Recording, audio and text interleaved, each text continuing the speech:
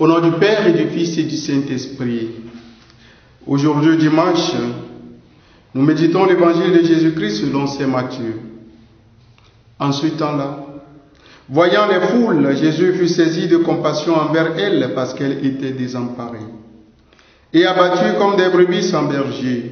Il dit alors à ses disciples: la moisson est abondante, mais les ouvriers sont peu nombreux.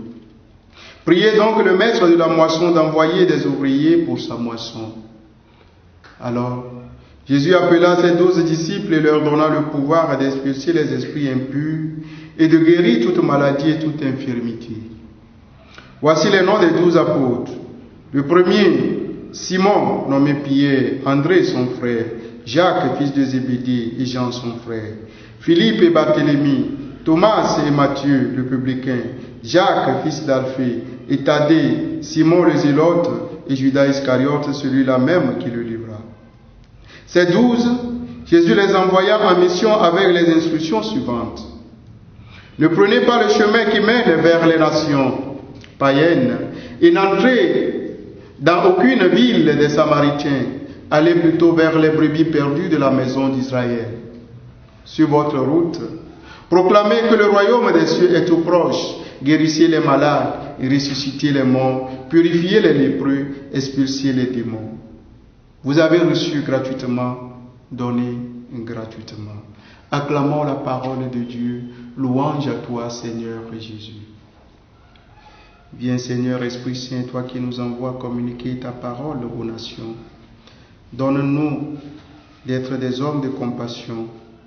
Donne-nous d'aller vers les brebis perdues, abandonnés et laissés pour compte, pour qu'ils puissent goûter aussi aux joies de ton amour. Nous te le demandons, toi qui es Dieu, maintenant pour les siècles des siècles. Bien-aimés dans le Seigneur, loué soit Jésus-Christ. Après avoir donné son Esprit Saint et son pouvoir de guérison aux apôtres, le Sauveur les envoie pour qu'ils puissent l'exercer dans l'intérêt des hommes. C'est ce que nous indique l'évangéliste Matthieu.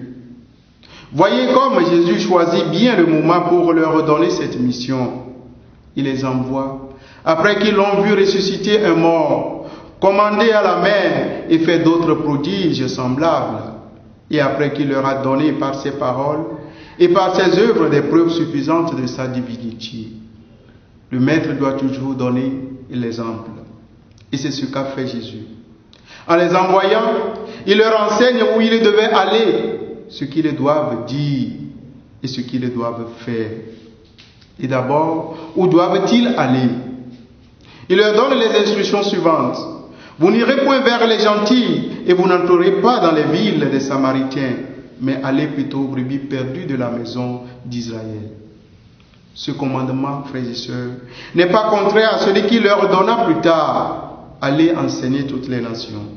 Car le premier a été donné avant et le second après la résurrection du Sauveur. Il fallait en effet que l'évangile fût d'abord annoncé aux Juifs pour leur ôter cette excuse qu'ils avaient rejeté le Seigneur parce qu'il avait envoyé ses apôtres aux Samaritains et aux gentils. Jésus ne veut pas leur donner de raison. Bien-aimés dans le Seigneur. Une autre raison pour laquelle il les envoie d'abord vers les Juifs, c'est pour les préparer dans la Judée comme dans une arène au combat qu'ils devaient livrer à l'univers entier. Et il les excite à prendre leur vol comme des petits oiseaux encore faibles.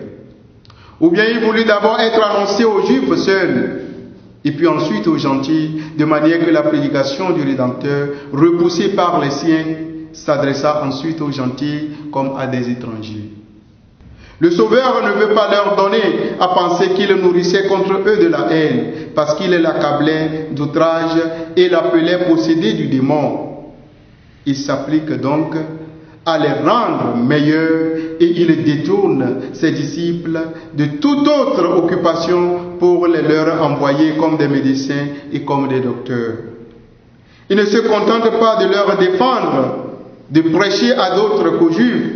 Il ne leur accorde même pas de prendre la route qui les aurait conduits chez les gentils.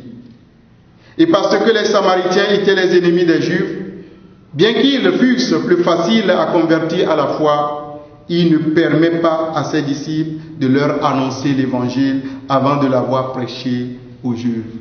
Quel amour pour les Juifs, ses frères, bien-aimés dans le Seigneur. Après leur avoir appris où ils doivent aller, il leur enseigne quel doit être le sujet de leur prédication.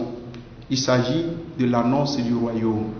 C'est le nœud fondamental de leur prédication. Et au ministère sacré de la prédication du royaume, le Seigneur ajoute le pouvoir de faire des miracles afin que la manifestation de cette puissance ouvrit les cœurs à la foi et qu'une prédication toute nouvelle fût accompagnée d'œuvres d'un ordre tout nouveau. C'est pour cela qu'il leur dit: rendez la santé aux malades, ressuscitez les morts, guérissez les lépreux, chassez les démons. Bien-aimés dans le Seigneur, dans la crainte que personne ne voulut croire à ces hommes simples et grossiers, sans science, sans lettres, sans éloquence, qui venaient promettre le royaume des cieux, il leur donne le pouvoir d'opérer ces miracles pour que la grandeur des prodiges fût une preuve de la grandeur des promesses de Dieu.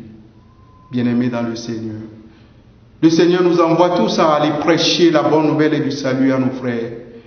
Mais quelle est notre destination? Quels sont nos destinataires? Est-ce les pauvres ou les pauvres? Est-ce les misérables ou les gens qui ont le pouvoir de décider de notre bonheur? Le Seigneur nous invite à la compassion. Soyons compatissants et allons vers les plus pauvres, les Anawim de Yahvé. Et que Dieu Tout-Puissant vous bénisse, le Père, le Fils et le Saint-Esprit. Donne ta vie à Dieu.